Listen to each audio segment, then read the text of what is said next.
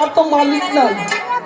আমার যদিও খ্রিস্টান ধর্ম আমার জন্ম হয়েছে, কিন্তু আমি তো যিশুকে বিশ্বাস করি নাই। মানুষ যখন পড়ে বিপদে তখন স্মরণ নাই বিপদে। এরা তো এত সহজে নেয় না, নেয় বিপদে পড়লে মানুষ ঈশ্বরকে স্মরণ হয়। ওই সময় ওই যে ড্রাইভিং করছে, দেখে যা ড্রাইভিং করার মতো সুযোগ নাই। আমি 1 মিনিটের মধ্যে, 1 মিনিটও লাগবে না, এর মধ্যে আমি পুড়ে যাব।